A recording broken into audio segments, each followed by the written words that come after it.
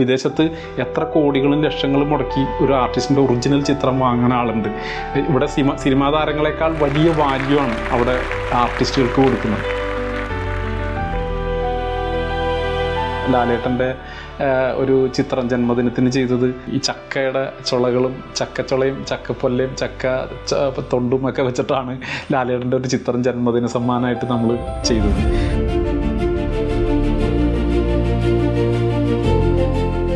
അദ്ദേഹത്തിൻ്റെ ചിത്രങ്ങളുടെ മഹത്വം കൊണ്ട് അല്ലെങ്കിൽ അവർ വരയ്ക്കുന്ന ഭാവന ചിന്തകൾ അതൊക്കെ ലോകം മുഴുവൻ എത്തിക്കാൻ അവർക്ക് കഴിഞ്ഞു എന്നുള്ളതാണ്. അപ്പോൾ അതുപോലെ നമ്മുടെ കേരളത്തിലും ഒരുപാട് കലാകാരന്മാർ കഴിവുള്ളവരുണ്ട്. കഴിഞ്ഞതിൻ്റെ മുമ്പത്തവണ ഒരു വേൾഡ് കപ്പിനാണ് ഞാൻ ഈ ഒരു മെസ്സിയുടെ ചിത്രം ചെയ്യുന്നത്. 3D വർക്കാണത്. ഒരു വ്യൂ പോയിന്റിൽ നിന്ന് നോക്കുമ്പോൾ മാത്രം നമ്മളൊരു ചിത്രമായിട്ട് തോന്നുന്ന രീതിയിലാണ് ആ മെസ്സിയുടെ ചിത്രം ചെയ്തത്. സ്പോർട്സിൻ്റെ പല ജേഴ്സി ഉണ്ട്, അതുപോലെ തന്നെ ഷൂ ഉണ്ട്, ബാറ്റ് ഉണ്ട്, ബോളുണ്ട്. അന്ന് ജയൻ ഹെലികോപ്റ്ററിൽ ഇങ്ങനെ തൂങ്ങിക്കിടക്കുന്ന ഒരു ശില്പമാണ്. ഹെലികോപ്റ്ററിൻ്റെ അകത്തുനിന്നൊരു തല പുറത്തേക്ക് വരുന്നത് വീരപ്പനാണ്. അന്ന് വീരപ്പനും വാർത്തകളിൽ നിറഞ്ഞു നിന്നിരുന്നൊരു സമയമാണ്. ചേട്ടൻ എങ്ങനെയാണ് ഈ ഒരു മേഖലയിൽ എത്തിപ്പെട്ടത്? ചേട്ടൻ്റെ പാഷനാണോ ഇത്? അതേപോലെ തന്നെ മകനും ഈ ഒരു ചിത്രവും കാര്യങ്ങളൊക്കെ വരക്കുന്നുണ്ടല്ലോ, അപ്പോൾ എങ്ങനെയാണ്? ഞാൻ സത്യം പറഞ്ഞു കഴിഞ്ഞാൽ ഇതൊരു പാഷൻ്റെ പുറത്ത് ചെയ്യുന്ന കാര്യങ്ങളാണ് ഈ മീഡിയങ്ങളുടെ വർക്ക് എന്ന് പറയുന്നത്. ശരിക്കും പറഞ്ഞാൽ എൻ്റെ ജോലി എന്ന് പറയുന്നത് ചലിക്കുന്ന ശില്പങ്ങൾ ഉണ്ടാക്കുന്നതാണ് എൻ്റെ ജോലി. കേരളത്തിലും തമിഴ്നാട്ടിലും കർണാടകയിലൊക്കെ എൻ്റെ വർക്കുകൾ ഇങ്ങനെ പോകാറുണ്ട്. കൊടുങ്ങല്ലൂർ താലപ്പൊലിക്കാണ് ഞാൻ ആദ്യമായിട്ട് ഒരു ശില്പം ഉണ്ടാക്കി വെക്കുന്നത്, ചലിക്കുന്ന ശില്പങ്ങൾ എന്ന് പറയാനായിട്ട്. അന്ന് ജയൻ്റെ ഒരു തരംഗമുള്ളൊരു സമയമായിരുന്നു, 26 വർഷങ്ങൾക്ക് മുൻപ്. അന്ന് ജയൻ ഹെലികോപ്റ്ററിൽ ഇങ്ങനെ തൂങ്ങിക്കിടക്കുന്ന ഒരു ശില്പമാണ്. ഹെലികോപ്റ്ററിൻ്റെ അകത്തുനിന്നൊരു തല പുറത്തേക്ക് വരുന്നത് വീരപ്പനാണ്. അന്ന് വീരപ്പനും വാർത്തകളിൽ നിറഞ്ഞു നിന്നിരുന്നൊരു സമയമാണ്. അപ്പം അന്ന് എനിക്ക് തോന്നിയൊരു ഐഡിയയാണ് ഇങ്ങനെ ഹെലികോപ്റ്ററും വീരപ്പനൊക്കെ ആയിട്ട് ഒരു വർക്ക് ചെയ്യാമെന്നുള്ളത്. പക്ഷെ അന്ന് ചലിക്കുന്നതെന്ന് പറയാനായിട്ട് ഒരു ഫാൻ എടുത്ത് തിരിച്ചു വെച്ച് അതിൻ്റെ ലീഫിനൊക്കെ നീളം കൂട്ടി അതൊന്ന് കറക്കി ബാക്കിലൊരു ചെറിയ പങ്കയുണ്ടാക്കി. പക്ഷെ അത് ഒരുപാട് ആളുകൾക്ക് അത് അന്നത്തെ കാലത്ത് ഭയങ്കര ഇഷ്ടമായിരുന്നു. ഒരു 11 സ്ഥലങ്ങളിലൊക്കെ അത് ഞങ്ങൾ കൊണ്ടുവച്ചു. അപ്പോൾ അങ്ങനെ കൊണ്ടുവച്ചപ്പോഴാണ് എനിക്ക് തോന്നിയത് ഇത് ഒരു സ്റ്റില്ലായിട്ടുള്ളൊരു ശില്പത്തിനേക്കാളും എത്രയോ നല്ലതാണ് ഒരു മൂവ്മെൻ്റുള്ള ശില്പങ്ങൾ ചെയ്യുന്നത്. അത് കൂടുതൽ ജനങ്ങൾക്ക് ഇഷ്ടമാവുന്നുണ്ടല്ലോ എന്ന് കരുതിയപ്പോഴാണ് ഒരു ജോലിയാക്കി നമ്മളൊരു വരുമാനമാർഗമാക്കി മാറ്റാം എന്നുള്ളൊരു തോന്നൽ എൻ്റെ മനസ്സിൽ വന്നത്. അപ്പോഴാണ് ഈ തൊട്ടടുത്ത വർഷം മുതൽ ഒരു ആനയെ ഉണ്ടാക്കിയിരുന്നു. അതിൽ തുമ്പിക്കൈ പൊക്കുകയും ചെവിയാട്ടുകയും തലയാട്ടൊക്കെ ചെയ്യുന്നൊരു ആനയുടെ ശില്പമാണ് ഞാൻ അന്ന് ഉണ്ടാക്കിയത്. 25 വർഷങ്ങൾക്ക് മുമ്പുള്ള കാര്യമാണ് ഈ പറയുന്നത്. അപ്പം അന്ന് അത് തുമ്പിക്കൈ പൊക്കുന്നത് ഒരു മോട്ടറിലാണ് നമ്മളത് ചെയ്യുന്നത്. അന്ന് സൈക്കിൾ വീലൊക്കെ വെച്ചിട്ടാണ് ഈ മോട്ടറിൻ്റെ സ്പീഡ് കുറച്ചിട്ട് അതിൽ ഓരോ കണക്ഷൻ ലിങ്കുകൾ കൊടുത്തിട്ട് തുമ്പിക്കൈ പൊക്കാനൊരു സ്പീഡും അതുപോലെ തന്നെ ചെവിയാട്ടാൻ ഇത്തിരി സ്പീഡുള്ള കുറച്ചും കൂടി സ്പീഡായിട്ടുള്ളൊരു സ്പീഡും അങ്ങനെ ഒരു അറേഞ്ച്മെൻറ്റാണ് നടത്തിയിരുന്നത്. പിന്നീട് നമ്മൾ ദിനോസറും കിങ്കോങ്ങും അങ്ങനെ കുറേ വലുപ്പമുള്ള 25 അടി 35 അടി ഉയരമുള്ള വലിയ ശില്പങ്ങൾ ഉണ്ടാക്കാൻ തുടങ്ങി. അപ്പോൾ അതിനൊക്കെ കയ്യും കാലും കണ്ണും തലയും വായൊക്കെ അനക്കണമെങ്കിൽ മൂവ്മെൻറ്റ് കൊടുക്കണമെങ്കിൽ ഈ സൈക്കിൾ വീലിൻ്റെ സിസ്റ്റം പോരാതെ വന്നു തോന്നി. പിന്നെയാണ് ഗിയർ ബോക്സ് ആദ്യം പൽചക്രങ്ങളായി. മോട്ടർ പൽചക്രങ്ങളുടെ 1450 സ്പീഡുള്ളൊരു മോട്ടറിനെ നമ്മൾ വളരെ സ്ലോ ആക്കിയിട്ട് 2-3 രീതിയിൽ ഇങ്ങനെ പതുക്കെ തുമ്പിക്കൈയൊക്കെ വർക്ക് ചെയ്യണമെങ്കിൽ പതുക്കെ വർക്ക് ചെയ്യാൻ വേണ്ടിയിട്ട് നമ്മളങ്ങനെ ആ സ്പീഡ് കുറയ്ക്കാനുള്ള സിസ്റ്റമാണ് ഈ ഗിയർ ബോക്സിൽ കൊണ്ടുവന്നത്. ലാസ്റ്റ് ഗിയർ ബോക്സാണ് ഏറ്റവും ലാസ്റ്റ് ഉപയോഗിച്ചിരുന്നത്. നമ്മൾ കോയമ്പത്തൂരിൽ നിന്നൊക്കെ ഗിയർ ബോക്സ് വാങ്ങിക്കൊണ്ട് വന്നിട്ട് ഈ മോട്ടറായിട്ട് കണക്ട് ചെയ്തിട്ട് ഇതിൻ്റെ സ്പീഡ് കുറച്ചിട്ട് ഈ ചലിക്കുന്ന അവയവങ്ങളുടെയൊക്കെ കൈക്കും കാലിനൊക്കെ ഓരോ സ്പീഡിൽ അത് മൂവ്മെൻറ്റ് കൊടുത്തിട്ട് സ്വിച്ച് ഓൺ ചെയ്താൽ ഇതെല്ലാം വർക്ക് ചെയ്യുന്ന രീതിയിലേക്ക് നമ്മളൊരു ഫോർമുല ഉണ്ടാക്കി. അതാണ് ശരിക്കും പറഞ്ഞാൽ എന്നെ കൂടുതൽ സ്ഥലങ്ങളിലേക്ക് ഈ ശില്പങ്ങളും ഈ ചലിക്കുന്ന ശില്പങ്ങൾ കൊണ്ടു നടക്കാനുള്ളൊരു അവസ്ഥ ഉണ്ടാക്കിയത്. 26 വർഷം എത്തി ശരിക്കും പറഞ്ഞു കഴിഞ്ഞാൽ ഇപ്പോൾ ഈ ചലിക്കുന്ന ശില്പങ്ങൾ ചെയ്ത് കൊണ്ടുപോകുന്നു. ഈ കഴിഞ്ഞ ജനുവരി 14-നായിരുന്നു 26ാം വാർഷികം. കൊടുങ്ങല്ലൂർ താലപ്പൊലിക്ക് ഒരു മരമുത്തശ്ശനാണ് ഈ ലാസ്റ്റ് ചെയ്തിരുന്നത്. ഒരു 35 അടി ഉയരമുള്ള വലിയൊരു മരത്തിനെ മുത്തശ്ശനാക്കി മാറ്റിയിട്ട് കണ്ണും തലയൊക്കെ ആടുന്ന രീതിയിലാണ് ആ ഒരു ശില്പം ചലിക്കുന്ന രീതി, ഒരു മെസ്സേജ് കൊടുക്കുന്ന രീതിയിലാണ്. കാരണം ഈ ഭൂമിയിലെ മരങ്ങളൊക്കെ വെട്ടി നശിപ്പിക്കരുത് എന്നുള്ള രീതിയിലുള്ളൊരു മെസ്സേജ് കൊടുത്തുകൊണ്ടാണ് ഈ മരമുത്തശ്ശൻ എന്ന് പറയുന്ന ആ ഒരു ശില്പം അവസാനമായിട്ട് അത് ചെയ്തത്. അപ്പം അങ്ങനെയാണ് ഈ എൻ്റെ ജോലിയുടെ ഭാഗങ്ങൾ എന്ന് പറഞ്ഞാൽ അതാണ്. എൻ്റെ ഫാമിലി എന്ന് പറയുന്നത് എൻ്റെ ഭാര്യയുടെ പേര് ഹേമലത എന്നാണ്. അതുപോലെ തന്നെ മക്കൾ 2 പേരാണ്, ഇന്ദുലേഖ അതുപോലെ തന്നെ ഇന്ദ്രജിത്ത്, അങ്ങനെ 2 പേരാണ്. മൂത്തത് പെൺകുട്ടിയാണ്, രണ്ടാമത്തെ ആൺകുട്ടിയാണ്. ഒരാൾ സൈക്കോളജി BA സൈക്കോളജി PG ഒക്കെ കഴിഞ്ഞിട്ട് ഇപ്പോൾ ബാംഗ്ലൂർ ജോലി ചെയ്യുകയാണ്.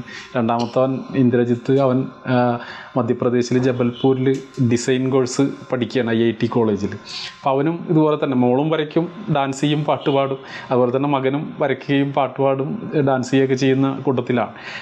ഇവർക്കും ഇവരുടേതായ കലകളും കാര്യങ്ങളെല്ലാം ഉണ്ട്. പുതിയ തലമുറയിലെ ആളുകളൊക്കെ വ്യത്യസ്തമായിട്ട് ചിന്തിക്കുന്നത് കൊണ്ടും നമ്മളിപ്പോൾ 98 മീഡിയങ്ങളൊക്കെ ചെയ്തുകൊണ്ട് ചിലപ്പോൾ അവർ വേറെ രീതിയിലായിരിക്കും ചെയ്യുന്നത്. മകനും ഇതുപോലുള്ള സ്പെഷ്യൽ മീഡിയങ്ങളോ അല്ലെങ്കിൽ സ്പെഷ്യൽ രീതികളിലൊക്കെ ചെയ്യാറുണ്ട്. അവൻ കൈവിരൽ കൊണ്ട് ആണ് ആദ്യം കുറേ ചിത്രങ്ങൾ, വലിയൊരു ചിത്രം ടൊവിനോ തോമസിൻ്റെ ഒരു ചിത്രം വരച്ചത് കൈവിരൽ കൊണ്ടാണ്. അതൊരു 6:4 വലിപ്പമുള്ള വലിയ കളർഫുൾ ചിത്രമാണ്. അതുപോലെ തന്നെ കാലുവിരലുകൾ ഉപയോഗിച്ചിട്ടാണ് വിജയുടെ ഒരു ചിത്രം അവൻ കട്ടിലിൽ കിടന്നിട്ട് ചുമരിൽ ഇങ്ങനെ കാലുകൊണ്ട് വിജയുടെ ഒരു ചിത്രം വരച്ചിട്ടുണ്ടായിരുന്നു. അതിനുശേഷമാണ് മൂക്ക് ഉപയോഗിച്ചിട്ട് സൂര്യയുടെ ഒരു ചിത്രം, ഒരു 6:4 വലിപ്പമുള്ള വലിയൊരു ചിത്രം അക്രലിക് പെയിൻറ് ഉപയോഗിച്ചിട്ട് നല്ല കളർഫുൾ ചിത്രം മൂക്കിൽ പെയിൻ്റ് ആക്കിയിട്ട് മൂക്ക് കൊണ്ടാണ് 2-3 ദിവസം കൊണ്ടൊരു ചിത്രം തീർത്തത്. അത് സൂര്യ ട്വിറ്ററിൽ ഷെയർ ചെയ്യുകയും ചെയ്തിരുന്നു. പിന്നീട് അവൻ ചുണ്ടുകൊണ്ട് ഇങ്ങനെ മുത്തം കൊടുത്ത് ഉമ്മ വെച്ചിട്ട് ലാലേട്ടൻ്റെ ഒരു ചിത്രം വലിയ അതേപോലെ തന്നെ ഒരു 6:4 വലുപ്പത്തിലൊരു വലിയ ചിത്രം ചെയ്തിരുന്നു. അതിൽ ലാലേട്ടൻ നേരിട്ട് വിളിച്ച് മോനെ അഭിനന്ദിക്കുകയൊക്കെ ചെയ്തു. പിന്നെ ഇപ്പോൾ ഏറ്റവും കുറേ വൈറലായിട്ടുള്ള കുറേ ചിത്രങ്ങൾ അവനുണ്ട്. ഇപ്പോൾ വിജയുടെ തന്നെ പ്രഷർ പമ്പ് വെച്ചിട്ട് പൂപ്പലടിച്ച് തെറിപ്പിച്ചൊരു ചിത്രം വരച്ചിരുന്നു. ഒരു 10 മില്യണൊക്കെ അടിച്ചൊരു രജനീകാന്തിൻ്റെ ചിത്രം പൂപ്പലിൽ തന്നെ മധ്യപ്രദേശിൽ അവൻ പഠിക്കുന്ന കോളേജിൻ്റെ ഒരു ചുമരിൽ ഒരു വലിയൊരു ചിത്രം അവൻ തീർത്തിരുന്നു. അപ്പോൾ നമ്മൾ ചിന്തിക്കുന്നതിനപ്പുറമായിട്ട് അവരും ഓരോ ചിത്രങ്ങൾ വെറൈറ്റി ആയിട്ട് ചെയ്തുകൊണ്ടിരിക്കുകയാണ്. ഭാവി തലമുറയിലുള്ള പിള്ളേർ ഇപ്പോൾ നമ്മുടെ ആഗ്രഹം അത് തന്നെയാണ്. എല്ലാവർക്കും അവരുടേതായൊരു സ്പേസ് ഉള്ളൊരു ലോകമാണ്. അപ്പോൾ അതുകൊണ്ട് തന്നെ കല വളരണം, കലാകാരന്മാർ കേരളത്തിൽ വളരണം. അതിനുവേണ്ടി തന്നെയാണ് നമ്മൾ ചെറുപ്പം മുതൽ പലപ്പോഴായിട്ട് പല പ്രയത്നത്തിലൂടെയും കലയെ കൂടുതൽ ശ്രദ്ധിക്കാൻ വേണ്ടി ഇത്തരം വെറൈറ്റി വർക്കുകൾ ചെയ്യാനുണ്ടായ സാഹചര്യം എന്ന് പറയുന്നത് അതാണ്. ഇപ്പോൾ ലിയോണാർഡോ ഡാവിഞ്ചി എന്ന് പറയുന്ന മഹാനായിട്ടുള്ള ചിത്രകാരൻ, അവസാനത്തെ അത്താഴം മൊണാലിസ ഒക്കെ വരച്ചിട്ടുള്ള മഹാനായ ചിത്രകാരൻ, ഇറ്റലിയിൽ കിടക്കുന്ന അദ്ദേഹത്തിനൊക്കെ നമ്മളെങ്ങനെയാണ് ഇവിടെ ഈ കേരളത്തിൻ്റെ ഒരു മൂലയിൽ കഴിയുന്ന ആളുകളൊക്കെ അറിയുന്നത്. അദ്ദേഹത്തിൻ്റെ ചിത്രങ്ങളുടെ മഹത്വം കൊണ്ട് അല്ലെങ്കിൽ അവർ വരയ്ക്കുന്ന ഭാവന ചിന്തകൾ അതൊക്കെ ലോകം മുഴുവൻ എത്തിക്കാൻ അവർക്ക് കഴിഞ്ഞു എന്നുള്ളതാണ്. അപ്പോൾ അതുപോലെ നമ്മുടെ കേരളത്തിലും ഒരുപാട് കലാകാരന്മാർ കഴിവുള്ളവരുണ്ട്. അപ്പോൾ അവരുടെയൊക്കെ അറിയണമെങ്കിൽ നമുക്ക് നമ്മുടെ സർക്കാരോ അല്ലെങ്കിൽ അതുമായിട്ട് ബന്ധപ്പെട്ട ഒരു അധികൃതരൊക്കെ നമുക്ക് വേണ്ടത്ര പ്രോത്സാഹനങ്ങൾ കുട്ടികൾക്ക് കോളേജിലോ അല്ലെങ്കിൽ സ്കൂളിൽ മുതലൊക്കെ വിദ്യാഭ്യാസത്തിൽ അത് ഉൾപ്പെടുത്തിക്കൊണ്ട് പ്രത്യേകമായിട്ട് അവർക്ക് പ്രാധാന്യം കൊടുത്താൽ മാത്രമാണ് നമുക്ക് എന്താ പറയുക പുതിയൊരു കലാകാരന്മാരുടെ ഒരു യുഗം തന്നെ തീർക്കാൻ സാധിക്കുള്ളൂ. കാരണം നമ്മുടെ നാട്ടിൽ ശരിക്കും പറഞ്ഞാൽ യൂറോപ്യൻ രാഷ്ട്രങ്ങളിലൊക്കെ കലാകാരന്മാർക്ക് കൊടുക്കുന്ന ഒരു വാല്യൂ നമ്മുടെ നാട്ടിൽ കിട്ടിക്കൊള്ളണം ഇവിടെ ഇല്ല. ശരിക്കും പറഞ്ഞാൽ ഇന്ത്യയിലോ അല്ലെങ്കിൽ നമ്മളെ കേരളത്തിലോ ഇല്ല. അത് കിട്ടണമെങ്കിൽ നമ്മൾ ഈ നേരത്തെ പറഞ്ഞ ഈ സർക്കാരുകൾ തന്നെ അതിന് നമുക്കൊരു കൂടുതൽ ഒരു പ്രാധാന്യം കൊടുക്കുകയും പ്രോത്സാഹനം കൊടുക്കുകയൊക്കെ തന്നെ വേണം. ശരിക്കും പറഞ്ഞു കഴിഞ്ഞാൽ ഒരു തവണ നമ്മുടെ കേരളത്തിൻ്റെ കഴിഞ്ഞ മുഖ്യമന്ത്രി ഒരു ആർട്ടിസ്റ്റുകളൊക്കെ വിളിച്ചു കൂട്ടിയ ഒരു സമ്മേളനത്തിൽ എനിക്കൊരു 2-3 ചോദ്യങ്ങൾ ചോദിക്കാനുള്ള ഒരു അവസരം എനിക്ക് കിട്ടി. അന്ന് ഞാൻ കേരളത്തിലെ ആർട്ട് കലാകാരന്മാർക്ക് വേണ്ടിയിട്ടാണ് ഞാൻ സംസാരിച്ചത്. അന്ന് ഞാൻ പറഞ്ഞ രണ്ട് കാര്യങ്ങളാണ്. ഒന്ന്, കേരളത്തിലെ ടൂറിസം പദ്ധതികളുമായി ബന്ധപ്പെട്ട സർക്കാരുമായി ബന്ധപ്പെട്ട ഔദ്യോഗികമായിട്ടുള്ള പദവികളിലിരിക്കുന്ന ഈ ആർക്കിടെക്റ്റുകളും അതുപോലെ തന്നെ എൻജിനീയർമാരും ഉൾപ്പെടെ ഹൈ ടാലൻറ്റഡ് ആയിട്ടുള്ള കലാകാരന്മാരും കൂടെയും അതിനകത്ത് ഉൾപ്പെടുത്തുകയാണെങ്കിൽ നമ്മളുടെ നിർമ്മിതികളെല്ലാം സർക്കാർ മന്ദിരങ്ങളോ അല്ലെങ്കിൽ റോഡിലോ എന്തിനു പറയുന്ന ഒരു ബസ് സ്റ്റോപ്പ് പോലും കലാപരമായിട്ടുള്ള സൗന്ദര്യം ഉണ്ടാവും. നമ്മളുടെ നിർമ്മിതികൾക്കൊക്കെ കലാപരമായിട്ടുള്ളൊരു സൗന്ദര്യം. നമ്മൾ വിദേശത്ത് പോയാൽ ഇപ്പോൾ ദുബായിലോ അല്ലെങ്കിൽ സൗദിയിലോ അല്ലെങ്കിൽ മറ്റേതെങ്കിലും അമേരിക്കയിലൊക്കെ പോയി കഴിഞ്ഞാൽ അവിടുത്തെ ഓരോ ബിൽഡിങ്ങിന് വരെ നമുക്ക് കലാപരമായിട്ട് ഭംഗി ആസ്വദിക്കാൻ പറ്റും. ഒരു ബസ് സ്റ്റോപ്പിന് പോലും നമുക്കതിൻ്റെ കലാപരമായിട്ടുള്ള ഭംഗി ആസ്വദിക്കാൻ പറ്റും. അതുപോലെ കഴിവുകളുള്ള കലാകാരന്മാർ നമ്മുടെ കേരളത്തിലുണ്ട്. ഹൈ ടാലൻറ്റഡ് ആയിട്ടുള്ള കലാകാരന്മാരെ ഉപയോഗിച്ചുകൊണ്ട് തന്നെ നമ്മുടെ കേരളത്തിന് യോജിക്കുന്ന രീതിയിൽ, പാരമ്പര്യമായിട്ട് യോജിക്കുന്ന രീതിയിലുള്ളൊരു നിർമ്മിതികൾക്ക് പ്രത്യേകമായിട്ടുള്ള രൂപഭംഗി കൊടുത്താൽ അത് കാണാൻ തന്നെ ടൂറിസ്റ്റുകൾ ഇവിടെ ഒരുപാട് പേര് വരും. അപ്പോൾ അതുപോലെ തന്നെ രണ്ടാമത് പറഞ്ഞ ഒരു കാര്യം എന്ന് പറയുന്നത് സാധാരണക്കാരായിട്ടുള്ള കലാകാരന്മാർക്ക് വേണ്ടിയിട്ടാണ്. കാരണം നമ്മളുടെ ഒരു വലിയ വീടുകൾ വെക്കുന്ന ആളുകളെല്ലാം തന്നെ ചിലപ്പോൾ കോടിക്കണക്കിന് ഉറുപ്പിക ചിലവാക്കിയിട്ടായിരിക്കും ഓരോ വീടുകൾ വെക്കുക. അപ്പോൾ അവിടെ യൂറോപ്യൻ ക്ലോസറ്റും എന്തായാലും ഇറ്റാലിയൻ മാർബിളൊക്കെ കോടിക്കണക്കിന് ഉറുപ്പ്യ അല്ലെങ്കിൽ ലക്ഷക്കണക്കിന് ഉറുപ്പ്യ ചിലവാക്കിയിട്ട് വിദേശത്തു നിന്ന് വരെ കൊണ്ടുവന്ന് ഈ ഇവിടെ വീട് മൂടി പിടിപ്പിക്കുന്ന ഒരുപാട് ആളുകളുണ്ട്. പക്ഷേ അതിനകത്തൊരു ചിത്രം ചിലപ്പോൾ വെക്കുന്നത് ആ വീടുകളിൽ ഓരോ മുറികളിൽ വെക്കുന്ന ചിത്രം ചിലപ്പോൾ നെറ്റിൽ നിന്ന് എടുത്ത് ഏതെങ്കിലും പ്രിൻ്റ് ഔട്ട് ചിത്രങ്ങളായിരിക്കും. അപ്പോൾ പോലും ഒരു സാധാരണക്കാരനായിട്ടുള്ള ഏതെങ്കിലും ഒരു കലാകാരനെ കൊണ്ട് ഒറിജിനൽ ചിത്രം, കേരളത്തിൻ്റെ ഇതുമായി ബന്ധപ്പെട്ട എന്തെങ്കിലും ഒറിജിനൽ ചിത്രം വരച്ച് വെപ്പിക്കാനുള്ള ഒരു താല്പര്യം നമ്മളുടെ ആളുകൾക്ക് ശരിക്കും പറഞ്ഞാൽ ഇല്ല. വിദേശത്ത് എത്ര കോടികളും ലക്ഷങ്ങളും മുടക്കി ഒരു ആർട്ടിസ്റ്റിൻ്റെ ഒറിജിനൽ ചിത്രം വാങ്ങാൻ ആളുണ്ട്. ഇവിടെ സിനിമാ താരങ്ങളെക്കാൾ വലിയ വാല്യൂ ആണ് അവിടെ ആർട്ടിസ്റ്റുകൾക്ക് കൊടുക്കുന്നത്. അതുപോലെ കഴിവുള്ള കലാകാരന്മാർ നമ്മുടെ കേരളത്തിലുണ്ട്.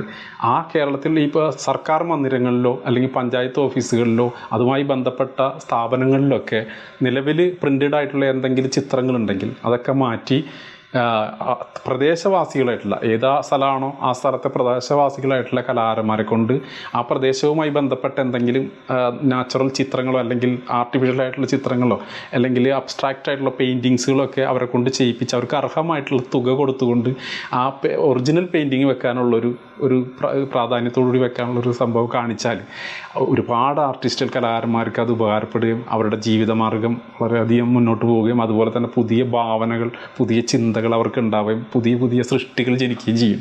നമ്മുടെ കലാകാരന്മാർ വളരുകയും ചെയ്യും. അപ്പം അത്തരത്തിൽ നമുക്കൊരു മാറ്റം നമ്മളുടെ കലാകാരന്മാരിലൂടെ ഈ കേരളത്തിന് കൊണ്ടുവരാൻ സാധിക്കും. ഇതൊക്കെ നമ്മൾ സംസാരിച്ച കാര്യങ്ങളാണ്. അപ്പോൾ ഇതിനി വരും സർക്കാരെങ്കിലും ഇനി അതിന് വേണ്ടിയിട്ടൊരു മുൻകൈ എടുത്തുകൊണ്ട് ഇതിനൊരു നല്ലൊരു തീരുമാനം ഉണ്ടാവുമെന്നാണ് ഇപ്പോഴും കരുതുന്നത്. ഇനി വേൾഡ് കപ്പൊക്കെ വരാൻ പോവാണല്ലോ.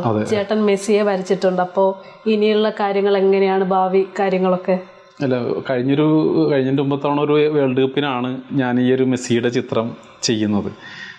അന്ന് ശരിക്കും പറഞ്ഞാൽ ഒരു സ്പോർട്സിൻ്റെ കടയിലായിട്ടാണ് ആ ഒരു മെസ്സീനെ ചെയ്യുന്നത്. ഒരു 3D സ്റ്റൈലിലാണ്. ശരിക്കും പറഞ്ഞാൽ ഒരു ഇല്യൂഷൻ 3D വർക്കാണത്. ഒരു വ്യൂ പോയിന്റിൽ നിന്ന് നോക്കുമ്പോൾ മാത്രം നമ്മളൊരു ചിത്രമായിട്ട് തോന്നുന്ന രീതിയിലാണ് ആ മെസ്സിയുടെ ചിത്രം ചെയ്തത്. സ്പോർട്സിൻ്റെ പല ജേഴ്സി ഉണ്ട്, അതുപോലെ തന്നെ ഷൂ ഉണ്ട്, ബാറ്റ് ഉണ്ട്, ബോളുണ്ട്, അങ്ങനെ കുറേ പല കാര്യങ്ങളും നിരത്തി വെച്ചിട്ട് നമ്മളൊരു വ്യൂ പോയിന്റിൽ നിന്ന് നോക്കുമ്പോൾ മെസ്സി ആയിട്ട് തോന്നുന്ന രീതിയിലാണ് അത് ആ ഒരു വർക്ക് ചെയ്തിരിക്കുന്നത്. ഒരുപാട് വൈറലായിട്ടുള്ളൊരു ചിത്രമായിരുന്നു അത്. അപ്പോൾ അതുപോലെ നമുക്ക് പറഞ്ഞു കഴിഞ്ഞാൽ ഞാൻ ഇപ്പോൾ സഞ്ജു സാംസന്റെ ഒരെണ്ണം ചെയ്യണമെന്നൊക്കെ ഉള്ളൊരു ആഗ്രഹം ഉണ്ടായിരുന്നു. ക്രിക്കറ്റിൻ്റെ ബാറ്റും കാര്യങ്ങളൊക്കെ വെച്ചിട്ട് ചെയ്യണമെന്നുണ്ടായിരുന്നു. അതുവരെ നടന്നിട്ടില്ല.